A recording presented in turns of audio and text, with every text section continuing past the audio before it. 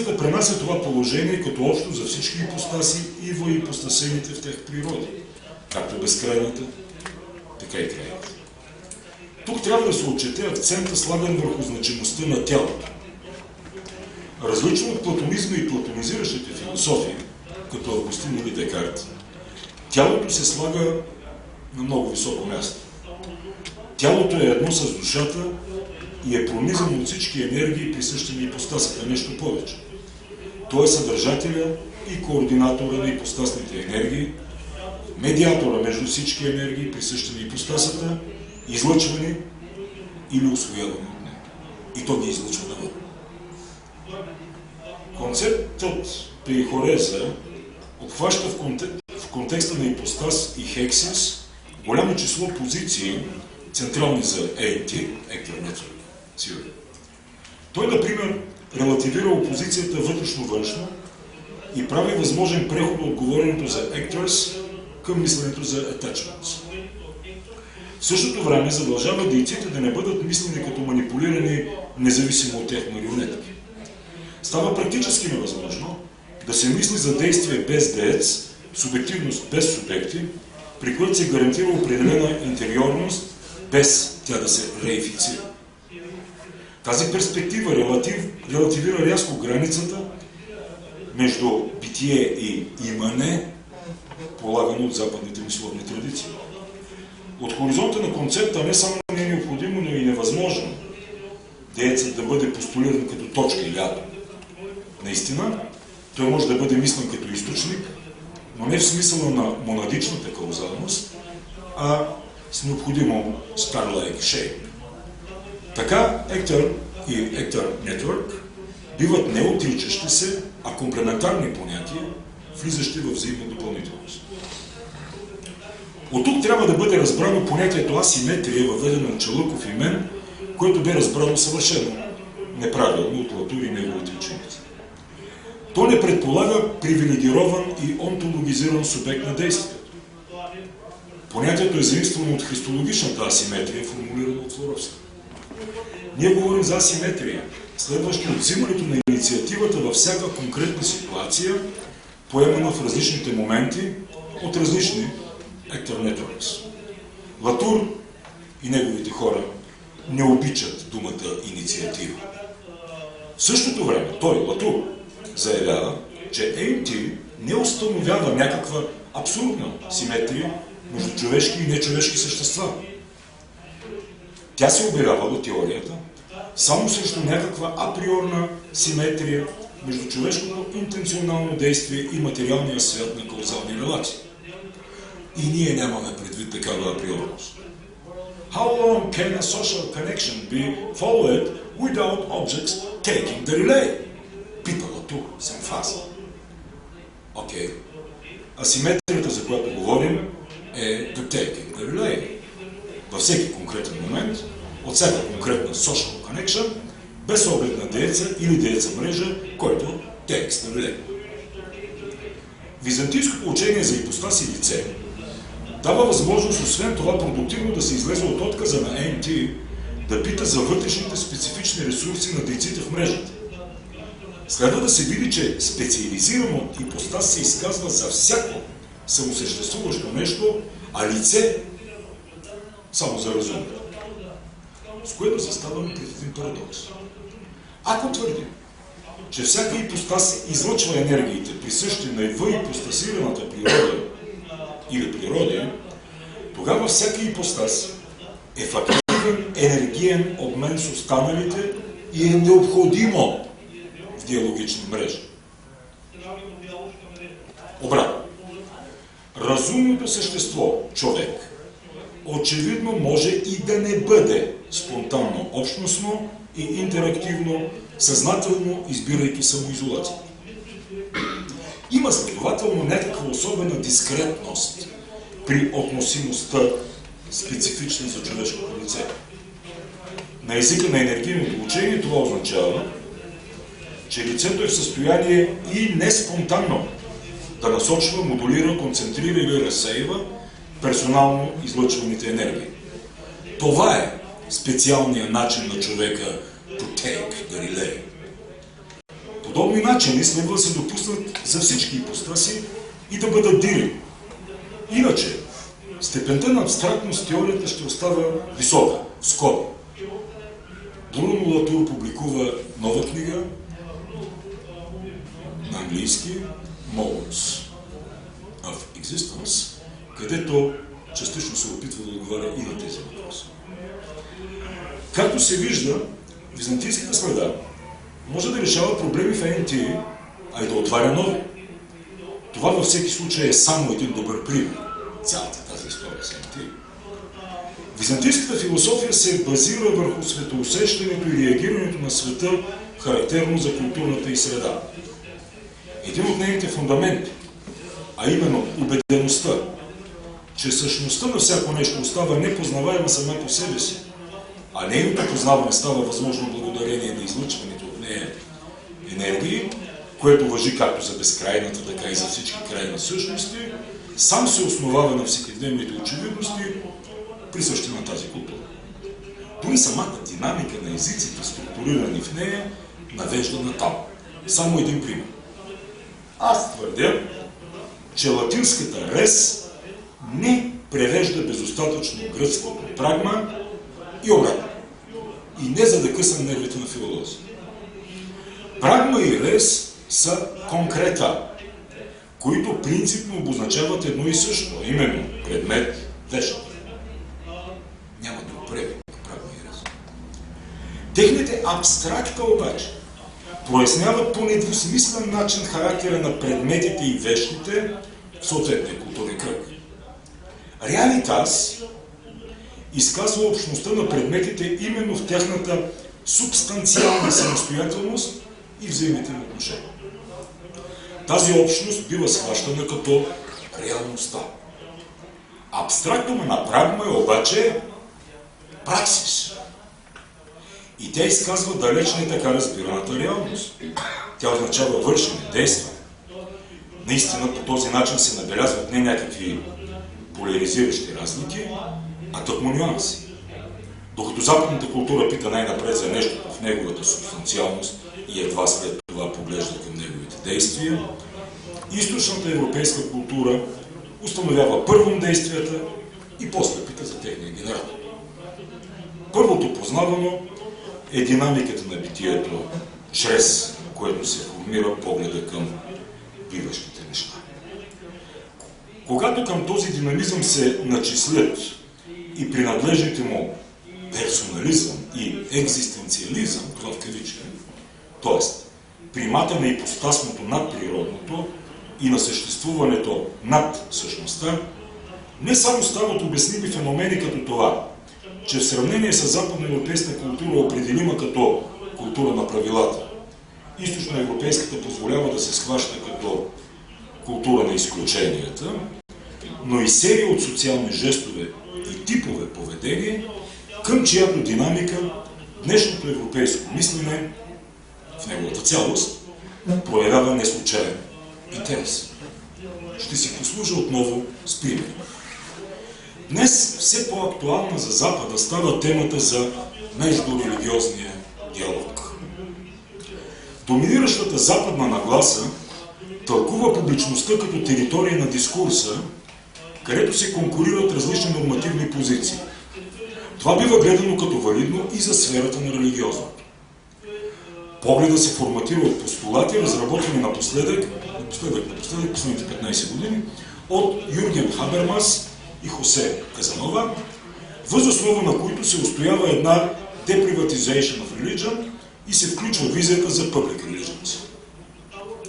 Все в този ключ на публична коректност и социална интерактивност, западното църковно съзнание също мисли междурелигиозния диалог като задължително условие за безконфликтното съществуване в рамките на глобализиращото се общество. Това трябва да изгражда доверие, цитирам, църковен съвет. Това трябва да изгражда доверие, респект и разбиране, да отстранява предразсъдъците и страховете. Крайни цитат. Когато наричам тази нагласа западна, имам предвид, че тя е произведена от западни мислители и се основава на социално валидни предпоставки, спонтанно очевидни в контекста на западните общества. Това обаче съвсем не означава, че нейните програмни визии не функционират и в източноевропейските култури и в купците. Тя мотивира фактически всички известни ми източноевропейски правителствени и неправителствени институции, сложили се на сърце съжителството на религията. Тяхната практика и нейната ниска, трябва да забележим, ефективност, проистичат от съвършено различното разбиране за типа публично присъствие на религиозното и неговите ценности в източноевропейската традиция. Тя, традиция, с нейното над хилядолетно съжителство на християнството, исляма и юдаизма, култивира почет към религиозните тайни на съответно другия с мълчание. Това не значи, че религиозното не играе роля при формирането на социалните норми. Комуникацията в сферата на всекидневието, без конфликтната социална заедност и взаимната толерантност, се основават не върху коментиране на религиозните ценности на другия, а съвсем напротив, върху неагресивната и уважителна дистанцираност и диференцираност от това.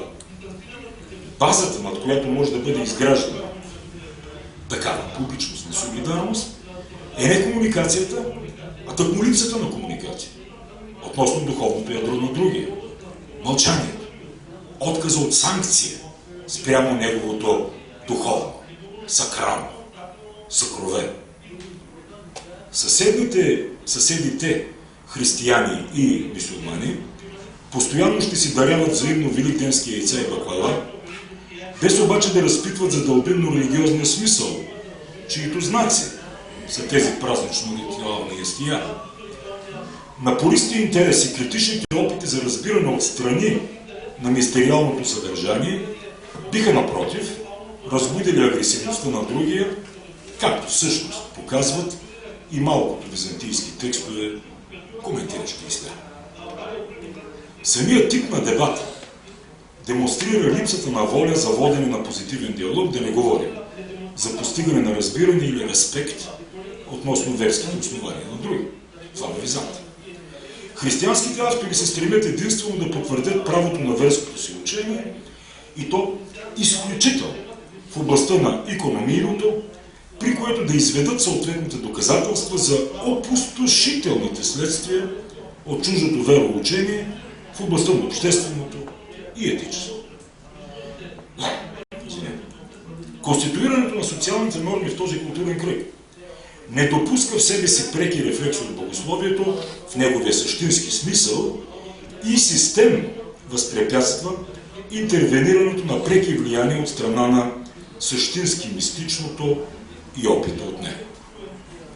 Мистичният опит и собствено богословската догматика не получават възможност да бъдат артикулирани в светското публично пространство. Адекватното отношение към тях е именно премълчаването, независимо дали става дума за собственото или иноверското светотайствено учение. Споменатото конституиране отчита обаче икономийните възгледи на верските учения и се съобразява с тях, доколкото те с необходимост включват себе си възгледи за човека, семейството и социалната общност, политиката, света. Резюмирам. Европейският регион, формиран генетично от културата на така наречения византинизъм, демонстрира един модел на публична структура, който заслужава особено внимание в днешната историческа ситуация, най-малкото поради своята многовековна успешност. Междурелигиозният диалог в нея има за цел да признае другия, въпреки неговата религиозна другост, не другия да се приема поради разбиране на неговите религиозни убеждения, а неговата религиозност да се приема и уважава заради личната връзка. Светотайственото ядро на религиозния живот, едно понятие на Майндорф, се почита с мълчание, когато става дума за религиозния живот на други. Опита за външно нахлуване в това ядро спонтанно предизвиква агресивността на другата страна. Активна, социално валидна артикулация получават, напротив, тъкмо икономийните възгледи на този друг, която безпроблемно се реализира на универсално приемлив език, както иска Хабермас. Тези възгледи биват предмет на продуктивен публичен диалог, който обаче само условно може да бъде наречен междурелигиозен. Колкото и дълбоко верски да са фундирани тези възгледи, те са конвертируеми, тъкмо сферата на всекидневното съществуване на съвместния обществен живот. Там именно те могат да имат градивно осъществяване. В този модел мълчанието има изключително високата си стойност, тъкмо като център и гарант на социалния диалог между религии. Утвърждаването на неналагане на собствените същински богословски основания и респекта към чуждите светотайствени съдържания допринасят за фактическата липса на религиозни войни в така формираното културно пространство, колкото и, например, войните между политическите елити в бивша Югославия да бяха продадени от техните местни подстрекатели тъкмо по този етикет и на запад, и на изток. И още един пресен пример. Разстрела на редакторите от Шарли Ебдо повдигна тежки проблеми, свързани през религиозната тема с големите въпроси за употребата и границите на разума и свободата. Става дума за един конститутивен за европейската култура дебат. Обикновено, неговото начало се идентифицира с просвещението и след просвещенската епоха, но в западноевропейско културно пространство той започва всъщност в средата на 11 век. Като негов резултат, в следпросвещенската ситуация в рамките на секуларната държава, тази цивилизация се базира върху най-малко 3 фундаментални принципи. Това са разума, свободата и съхраняването на достойнството на всеки отделен индивид. По това имаме консенсус. Спори се за обема на тези понятия. Две са, или поне аз ще упростя нещата, като ги сведа до две, конфронтиращите се групи. Група номер 1. Разумът и свободата няма как да бъдат ограничавани. Те са безгранични. При подобна хипотеза всичко се полага в един хоризонт, в хоризонтална плоскост, където всичко може да бъде обмислено или атакувано по един и същи начин. Това е една законна позиция. Втората законна позиция казва друго. Всичко е позволено, но не всичко носи добро. Тези две групи си противодействат. Те дебатират между си и така доизграждат европейската култура. В хода на този дебат за конститутивността на границите или за конститутивната им липса, европейската култура поумнява. Тя става по-мъдра. Разбира се, и от двете страни има инфантилни екстремисти, но те са погранични, маргинални за нея. Без да подценявам темата за границите или безграничността на разума, тук според мен в центъра застава въпросът за свободата, особено с оглед на факта, че тъкмо християнството и по-специално православната теология ни казва, че човешката свобода е абсолютна. Толкова абсолютно, колкото божествена. Именно православието постулира самовластието на човешкия свободен избор навсякъде, където нещата са определени не по силата на някаква безалтернативна необходимост, а зависят от нас. Тъкмо православното учение и византийската философия отхвърлят в този контекст всякакви варианти на предопределение, съдба и така нататък. Какво означава от тази перспектива абсолютна свобода? Ако означава потенциално безкрайна, означава ли, че тя е безгранична и действителна? Сам Бог самоограничава абсолютната си свобода, слага и граница, чрез истината и благото. Никой от нас, разбира се, няма правото да претендира, че знае изцяло какво е истината и що е то благо. Очевидно не в това може да бъде нашата граница, границата, дефинираща същинската свобода. Една несамоограничаваща се свобода обаче, практикувана като такава, не ми дава възможност да различа между свободното и природно необходимото действие. Недефиниралата самата себе си свобода е имагинерна, разливаща се свобода. Как да различа свободното от природно необходимото действие? Очевидно, учени византийската философия, както вече стана дума, външно неограничаваното свободно действие има своята граница в персоналната конституция на всеки отделен човек. Всеки човек, вярващ или невярващ, има в ядрото на тази конституция сфера, която самият той определя като сакрална, като непристъпна, или поне желая тя да бъде непристъпна за външни погледи и посегателства. Аз дефинирам себе си и чрез определящия ме респект към самоопределеността на други. За вярващия човек, впрочем, неговата персонална конституция включва неговата религиозност или по-точно това, което на християнски език ще наречем теология. Няма да обяснявам тук какво е теология и защо тя не е всичко, което вярата ни казва. Ето още един концептуален панел, с който византийската философия и нейната културна среда могат да се окажат и се оказват продуктивни за структурата на общата европейска култура.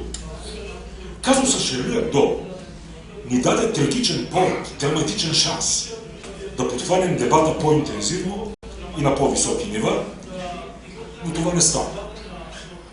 Не стана, защото той веднага беше политизиран и то в глобална схема.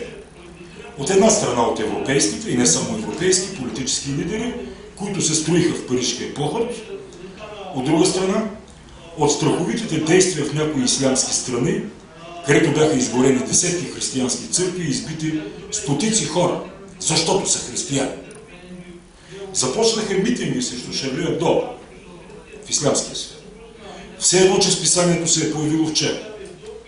Защо тези възмутени благочестивци не протестираха преди разстрела на редактора? Защото сега проблема се политизира. Шарли Ебдо са идентифицирани като християни. Шарли Ебдо и християнство. Как не? В официално изявление на Ислямска държава, насочено конкретно срещу Франция и Белгия, има едно инструктивно изречение. Цитирам. Вие се борите за демокрация. Ние се борим за ислям. Крайност. Така ли ще дойде работата, питам аз? Ако за такива работи ще се борим, фронтът са границите на общата европейска цивилизация и нейните ценности. Без оглед на изток и запад. Трябва ли да отстоявам своята цивилизационна идентичност? Аз трябва да застана и зад инфантилното Шарли Ебдо. Je suis Шарли? Но не си. Но аз съм длъжен да защитавам границите на своята цивилизация. И точно заради това би трябвало да застана и зад художниците и редакторите на Шарли Ебдо, за да се съхрани цивилизацията такава, каквато ние познаваме и надявам се харесваме. Това е още един урок, даден ни от византийските мислители, които дори при разколебана саморазбираемост на икумената не губят съзнанието за европейско, както бихме казали днес, културно единство. Дори в периодите на жестоки противоборства, те гледат конфронтирането с латините като сблъсък със своето чуждо или нашето друго в рамките на една цивилизационна общност. Оттам проистича постоянната им готовност за диалог. Заключавайки с няколко думи ще кажа, че византийската философия и концептуалното гледане на света, характерно за Източна Европа, действително е мощен европейски ресурс, който днес влиза в действие. Става действително, а не се гледа като някакъв изследователски или музеен препарат. Проследените от мен примери имаха една задача – да демонстрират този факт чрез изявяването на няколко възлови пункта, разположени на различни нива. Дано поне в някаква степен съм успял да бъда убедителен. Благодаря ви за вниманието.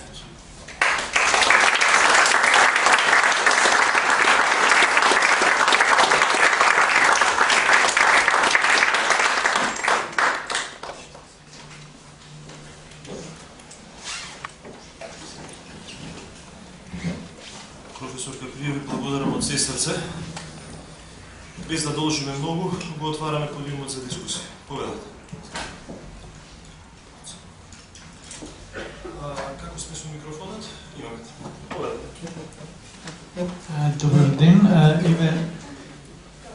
Да, значи, вака сега, прво, значи имам три прашања вкупно. Првото е, се смета, како што вие рековте, тоа е точно забележувано, се смета дека меѓу религиозниот диалог како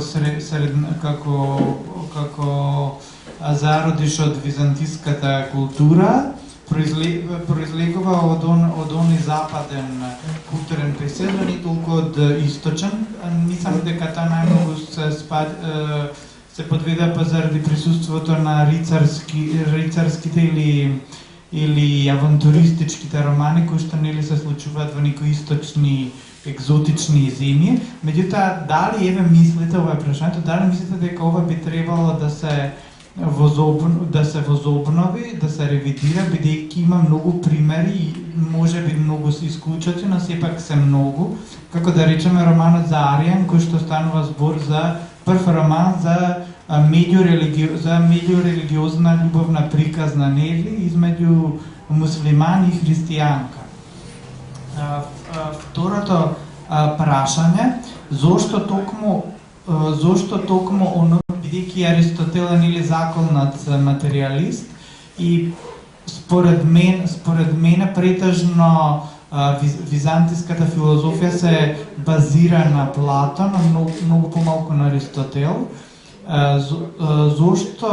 Зошто колегата мисли дека Аристотел токму по ова прашање, на прашањето на материјализмот, Аристотел се двоуми и во овој момент, значи кога он нели ни кажува за она сушност која што може да работи само од себе, со која што до некаде остава простор и за идејата. Значи, бидејќи таа може само од себе да постои сушноста, значи остава простор и за идејата. Зошто мислите дека токму во овој момент Аристотел се двоми во контекст на западната нели филозофија, прифатена од него, која што ние мислам дека ја прифатиме ако се сметаме за исток и малку понатаму. Ви благодарам.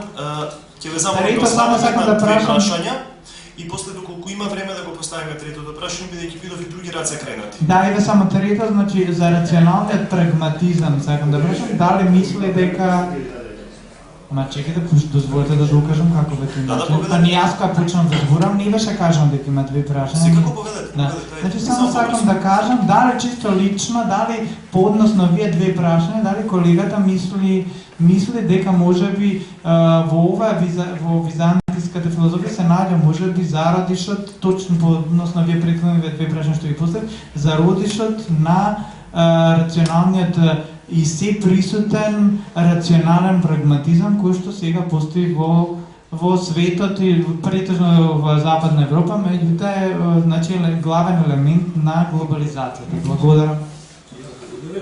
Ще ви отговоря тук. Започвам от третия въпрос, отговор е много кратък. Не. Не е зародиша в византийската философия. Що се отнася до западничните романи с разни сантименти към ислям и подобни неща, трябва да ви кажа, че те са написани точно защото общото настроение и общото мислене съвсем не е било такова. Има една нагласа в Запада, която идва от 12 век много масово. Тогава се превежда Корана за първи път, по инициатива на Пиер Достопочтение. Абелар дава модела на интелектуалния спор. Той се казва диалог между философа, християнина и иудея, философа и мюсюлманина, както чувате. Но това е интелектуалният диалог, неговия апел към рационално аргументиране, а не към верски разпри.